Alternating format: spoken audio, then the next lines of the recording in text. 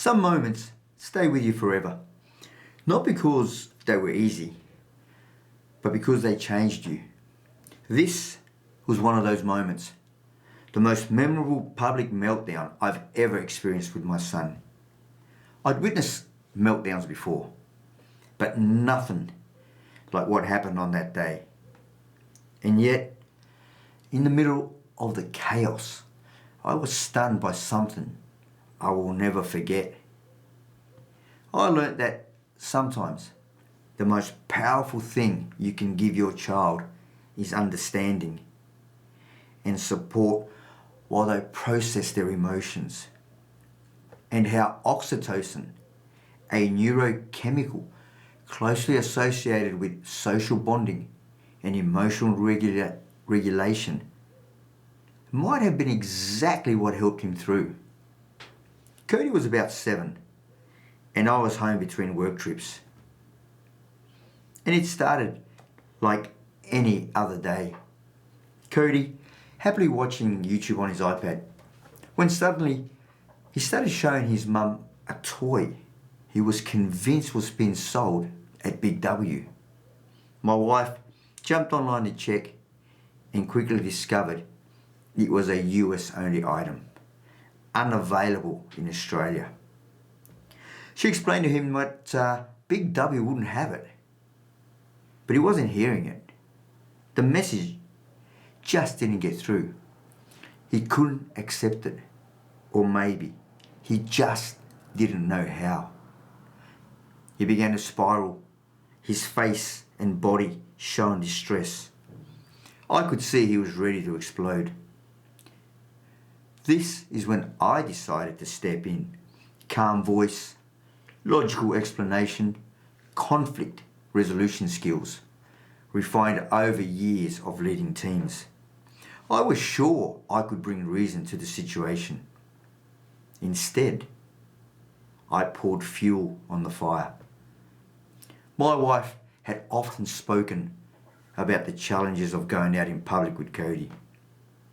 The meltdowns, the unpredictability, the sheer exhaustion of it all. I'd listened, sure, but I didn't truly understand. Not yet. She gave me that look, the one that says, "You're not helping." "I've been here before," she explained. "Sometimes the only way through is to take him to the store. Let him see for himself. Otherwise, this won't go away." So we prepped for it like a military operation. We had an entry and exit plan in case things went south. When we arrived, I carried Cody in my arms, aware of his tendency to bolt. The moment we hit the toy aisle, his energy shifted, eyes scanning, anticipation all over him. Then, realizing the toy wasn't there, I could feel his little body tighten in my arms. My wife came in close and said gently, "Cody, it's not here." That was a tipping point. The scream came first from deep inside, then the thrashing. I went to put him down to get a better hold, and he seized the moment, throwing himself to the floor in what looked like a breakdancing frenzy. Shoppers stared, some with concern, others with judgment. We had to move. I scooped him up, bringing him against me as he howled and kicked. His face was red with anticipation. I carried him out, past the glares, past the whispers. Now, getting him into the car, that was chaos. It took both of us, but eventually we managed. My wife drove, I sat next to him, alert, ready, unsure what might come next. By the time we'd neared home, he'd begun to settle. I thought we were in the clear. We got inside the house, and then I heard, "Lock the door." Too late. Cody bolted past me, straight into the garage, into the driver's seat, trying to start the ignition. Round 2 had just begun. I got him out again, arms flailing, legs kicking, emotions erupting. Back inside, I watched my wife do something unexpected. She sat on the couch, pulled Cody into her lap, face to face, wrapped her arms around him, and rested her head against his. "Let it out, Cody," she whispered. "Let it out." He screamed, he sobbed, his little fists beat against her, and still she held him with love. Over and over she whispered, "Let it out," until eventually he did. His body softened, his head rested against hers, and then calm. 5 minutes later, he stood up, wiped his face, and went back to his iPad, as if nothing had happened. I sat there in stunned silence, still processing what I'd just seen, when my wife turned to me and said, "Sometimes he just needs to know he's safe while he lets it all out, that he's not being punished for what he's feeling." In that moment, I understood something I hadn't before. She wasn't just handling the meltdown.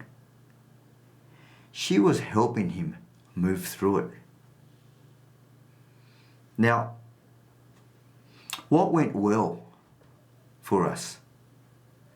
My wife's insight was key. Her experience helped us prepare for the challenge. We packed light and stayed ready to respond. We planned entry, exit, stay calm. The home recovery, my wife's understanding, anchored him back to a calm space. What could have been better? We might have chosen not to go at all. But in the heat of the moment, all you want is resolution. At least we were prepared, and that gave us the confidence. What really stayed with me was my wife's quiet strength, how her simple words, "Let it out," gave Cody permission to feel and to find his calm again. That embrace, firm but full of love, reminded me what it means truly to hold space for someone. Since then, I've made a conscious effort to bring that same calm into our tough moments, to meet my son where he is, instead of where I wish he'd be. From my studies and research since that day, I've come to understand there may have been another factor at play, beyond just the quiet strength my wife showed. Research in neuroscience suggests that during moments of close, comforting physical connection, like when she held Cody tightly and spoke softly, the body releases a hormone called oxytocin, a neurochemical closely associated with social bonding, trust, and emotional regulation. While I can't say for certain, it's like that surge of connection and reassurance helped both my wife and Cody regulate their emotions in that moment. For me, that moment became a lesson I carry with me every day, a quiet reminder that even the smallest gestures, like a daily hug and letting him know he is loved, can help sustain that bond, releasing oxytocin to assist with the inner strength he needs when facing daily challenges. That day wasn't just a meltdown. It was a turning point for all of us. Thank you for riding the spectrum with us today. If this story resonated, feel free to share your own experiences in the comments. And if you haven't, I'd love it if you subscribed and join us for more stories, insights, and small wins.